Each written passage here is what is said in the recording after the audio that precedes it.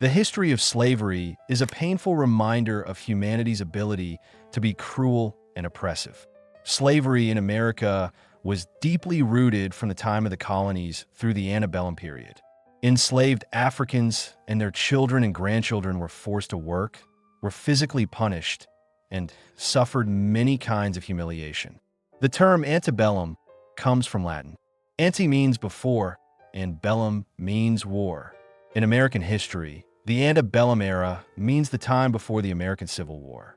Specifically, it means the years between the late 18th century, after the War of 1812, and the start of the Civil War in 1861. The term antebellum era is commonly used to describe this period because it shows the unique social, economic, and political features of the time. These features ultimately led to the conflict and division that caused the Civil War. It was a time of major growth and change in the United States. It was marked by industrialization, moving west, and big debates over slavery. Yes, slavery. The Antebellum South was defined by the use of slavery and the culture it created. During this era, Southern thinkers and leaders slowly changed how they talked about slavery. They stopped describing it as an embarrassing and temporary system. Instead, they began defending slavery as something good and positive. Because of this, the abolitionist movement, which had just begun, was harshly criticized by these leaders for being against slavery. The demand for slave labor and the U.S. ban on importing more slave from Africa made slave prices go up. This made it profitable for smaller farms in older settled areas, like Virginia, to sell their slaves to farms further south and west. Most farmers in the South had small or medium-sized farms with only a few slaves. But the large plantation owners showed their wealth by how many slaves they owned. This gave them a lot of prestige and political power. During the antebellum era, the nation struggled with issues like states' rights, the spread of slavery into new territories, and tensions between the North and the South. These things helped cause the eventual outbreak of the Civil War, which had a deep and lasting effect on the country. However, while the dehumanization and mistreatment of slaves is well documented, there's a lesser-known aspect. We have plenty of evidence about sexual relations, from rapes to what seemed to be mutual romantic partnerships, between white slave masters and black women in the Antebellum South. But a lesser-known aspect is the abuse suffered by black male slaves at the hands of elite white women. That is, the women of the planter class. Yes, that also happened. The planter class white women refers to a specific group. They were women who belonged to the elite plantation-owning class in the American South of the United States during the antebellum era. These women were connected to the wealthy plantation owners. These owners mainly grew cash crops like cotton, tobacco, and rice. They relied heavily on slave labor. These wealthy owners were called the planter class. Their wives, who held privileged positions in the social system of the time, were the planter class white women. However, by using an intersectional socio-historical analysis, this very video explores the often overlooked history. We will look at the exploitation and mistreatment faced by black male slaves. We will explore the factors that may have led to sexual encounters between planter class white women and enslaved men. We will look at the power dynamics in these encounters and what they mean in terms of sexual consent. This segment will also show how these upper-class white women used sex as a tool of power. In doing so, they supported both white supremacy and patriarchy during this dark era. Before we get into this properly, kindly hit the like button in front of you. Share to keep spreading these eye-opening contents. And subscribe. Just remember, all you have to do is sit back and relax while we unravel, before you're viewing today, the uncommon story of the planter class white women and the remarkable abuse black male slaves encountered at their hands. Now let us begin. Intersection of power and gender. White women as slave owners. Slavery was not only a system of racial control, it was also one that supported gender hierarchies. While the planter class white women in the antebellum South were limited by society's rules of femininity, they still held important power within the system of slavery. These women played active parts in maintaining and continuing the institution. The authority they had included managing and treating enslaved people, which included black male slaves. White women had the power to give orders, give instructions, and enforce punishment inside their homes and on their plantations. It is very important to note that in the American South before the Civil War, white women could not vote. They could not hold office. When they married, their property legally belonged to their husbands. But there was one thing they could do. Just like white men could, they could buy, sell, and own enslaved people. In the book, They Were Her Property, White Women as Slave Owners in the American South, written by Stephanie Jones Rogers, the historian argues that white women were far from being passive bystanders in the business of slavery. Previous historians had often argued they were passive. Rather, Jones Rogers says they were active participants.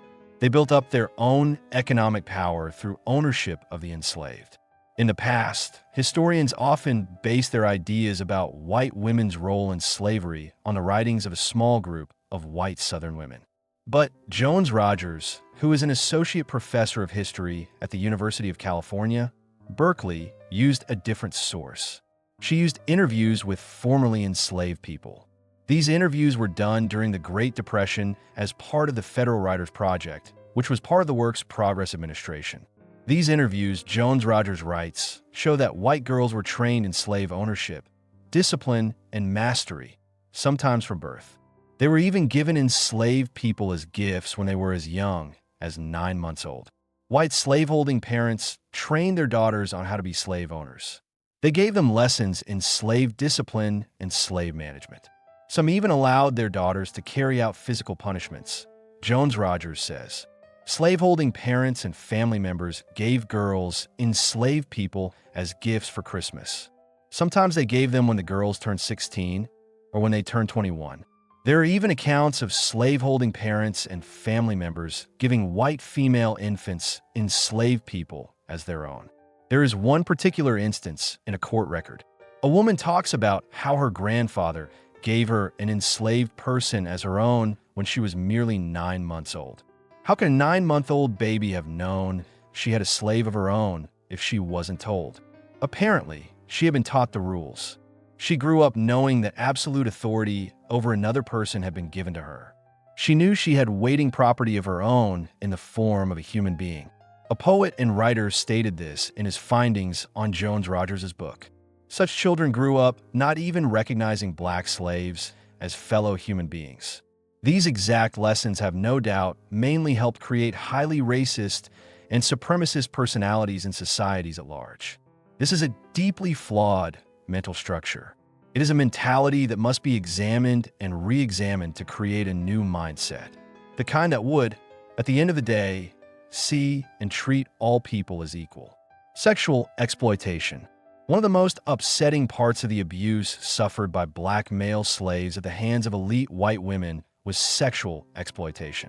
Although the main story often shows white women as passive or innocent, there were times when they actively took part in non-consensual sexual relationships and rape. They used their power and control over black male slaves. These actions continued a cycle of sexual violence and humiliation. This further dehumanized the already enslaved people. Here is one example of such cases. It is found in the autobiography Incidents in the Life of Slave Girl. The author, Harriet Jacobs, who was once a slave, talks about how planters' daughters would take advantage of male slaves. She writes, "They know that the women slaves are subject to their father's authority in all things, and in some cases they exercise the same authority over the men slaves. I have myself seen the master of such a household whose head was bowed down in shame. For it was known in the neighborhood that his daughter had selected one of the meanest slaves on his plantation to be the father of his first grandchild. She did not make her advances to her equals, nor even to her father's more intelligent servants. She selected the most brutalized, over whom her authority could be exercised with less fear of exposure." The kind of relationship described here by the author is clearly sexually predatory behavior. Such an act, as Jacobs confirms, was not uncommon, nor can it be called consensual in any real sense of the word. It in fact makes up a form of sexual abuse, if not rape. We thus see that plantation mistresses and elite women, like their male counterparts, were able to sexually control and abuse their slaves. Another way planter-class white women were able to exercise sexual control over slaves was by threatening to accuse them of rape or attempted rape if they did not agree to sex. In doing this, elite white women used one of the main tools of patriarchal repression. This was the idea that they were weak and needed white male protection. And by extension, they needed control and domination by white men. They used this idea to exercise racial control over black male slaves. Possible causes. Why these women chose to sexually abuse slaves probably changed with each situation. Perhaps some of them were simply bored or sexually frustrated. But perhaps, at least on a subconscious level, sexually exploiting slaves was a way to make up for their lack of power in other parts of their lives. Planter-class women were considered the property of their husbands. They lacked considerable sexual freedom compared to men. It is possible the sexual exploitation of slaves by women, who had little power compared to white men, was a source of enjoyment. It created a feeling of power. This is not to excuse the actions of sexually abusive white women, nor is it to suggest that female sexual abuse of slave men would not have happened if women had enjoyed a higher status in society. However, just as slave-owning white women often took out their frustrations on slaves through extreme cruelty and violence, they probably also used sex as a method of domination and control. In a society where they were relatively powerless, their freedom and ability to move was severely limited. For example, they were generally not allowed to travel without an older male chaperone. Spousal abuse was often seen as a legitimate way for men to control their wives in the antebellum era. Indeed, in private, many plantation women were unhappy with their lack of freedom. They were unhappy with the expectation that they remain dutiful, obedient, pleasant, and cheerful. This was while their husbands had affairs with or raped female slaves. Knowing that the mixed-race slave children who surrounded them were their husbands' offspring was both humiliating and heartbreaking. Historian Catherine Clinton, in 1982, has this to say: "If plantation mistresses could live above reproach, their husbands, fathers, sons, and brothers could boast of the superiority of their civilization." She further goes on to call them prisoners in disguise. Southern women, who generally married at a younger age than those in the North, often at 15 or 16 years old, were often left alone on plantations while their husbands traveled for business, pleasure, or military duty. The life of a plantation mistress was often lonely and sad. Physical abuse. By 1830, slavery was mainly located in the South. There, it existed in many different forms. African Americans were enslaved on small farms, large plantations, in cities and towns, inside homes, out in the fields, and in industry and transportation. Though slavery had such a wide variety of faces, the underlying ideas were always the same. Slaves were considered property, and they were property because they were black. Their status as property was enforced by violence, actual or threatened. People, black and white, lived together within these limits. Their lives together took many forms. Physical violence was not limited to white male slaveholders. White women also took part in acts of brutality against black male slaves. These acts range from whipping and beating to causing other forms of physical punishment. This left lasting physical and psychological scars. A good example of the terrible, unspeakable lengths to which physical abuse could go against black male and female slaves is the infamous story of none other than Madame Marie Delphine LaLaurie. Madame LaLaurie whipped her slaves, gouged their eyes out, punched holes in their heads, and left maggots to infest the openings. And if you think this is all some terrible lie or hoax, then best prepare yourself for what you are about to hear concerning this 18th century slave owner and the terrible evil she handed out to her slaves. Here is a brief account of Marie Delphine LaLaurie. Madame Marie Delphine LaLaurie. On April 10th, 1834, at the mansion at 1140 Royal Street in the French Quarter of New Orleans, Louisiana, a fire broke out. The neighbors rushed out to help. They offered to pour water on the flames and help the family evacuate. However, when they arrived, they noticed something odd. By 19th century Southern elite standards, The woman of the house was trying to save her jewels and furs without the aid of her slaves. Madame LaLaurie, the great mistress of the house, was alone. A mansion without slaves seemed shocking. When asked where her servants were, she told everyone to mind their own business. Some said this was mysterious enough. Others said they heard faint moans and screams from the attic. Either way, a small group took it upon itself to break into the house and find the woman's slaves. Yet when they opened the door to the attic, they stopped dead in their tracks. Some vomited from a stench. And as many society women did at the time, Madame LaLaurie kept slaves. Accounts of Delphine LaLaurie's treatment of her slaves between 1831 and 1834 are mixed. Harriet Martineau, writing in 1838 and recounting tales told to her by New Orleans residents during her 1836 visit, claimed that slaves of LaLaurie were observed to be singularly haggard and wretched. However, in public appearances, LaLaurie was seen to be generally polite to black people and concerned about the health of those enslaved. On 2 occasions, she has been known to free 2 of her slaves, according to court records, Jean-Louis in 1819 and Devance in 1832. Funeral registers between 1830 and 1834 show the deaths of 12 slaves at the Royal Street Mansion, although the causes of death were not mentioned. However, public rumors about LaLaurie's mistreatment of slaves on her property had become so widespread that a local lawyer was sent to Royal Street. He was to remind LaLaurie of the laws for the care of slaves. During this visit, the lawyer found no evidence of wrongdoing or mistreatment of slaves by LaLaurie. Leah's death. But after the lawyer's visit, one of LaLaurie's neighbors saw a 12-year-old slave girl fall to her death from the roof of the Royal Street Mansion. She was trying to avoid punishment from a whip-wielding LaLaurie. 2 of such reports are on record as being true. 1, that a man was so scared of punishment that he threw himself out of a 3rd-story window. He chose to die rather than be subjected to Madame LaLaurie's torture. The other report, however, concerned the 12-year-old slave girl named Leah in the year 1833. Leah, it was said, was brushing Madame LaLaurie's hair. She had unintentionally pulled a little too hard, causing LaLaurie to fly into a rage. The mistress had chased the little slave girl with a whip until the girl fell off the roof of the house and died. The incident had led to an investigation of the LaLauries.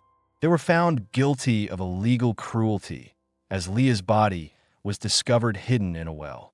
This was through the aid of some witnesses who had seen LaLaurie bury the girl's corpse. She was fined $300 by the authorities and forced to give up 9 slaves of her household. These 9 enslaved people were bought back by the LaLauries through a middleman relative and returned to the Royal Street Mansion.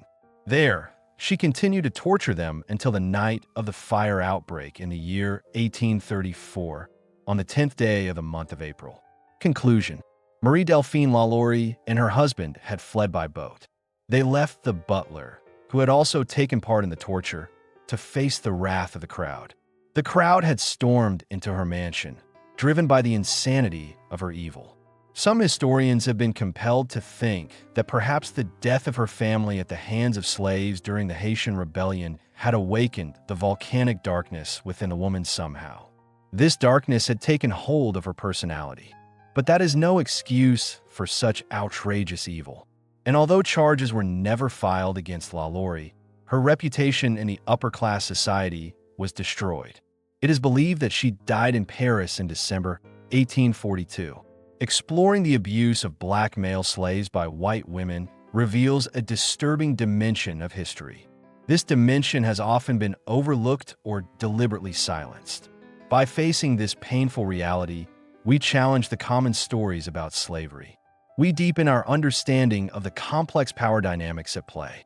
Acknowledging these historical injustices is an important step toward building a more inclusive and fair future.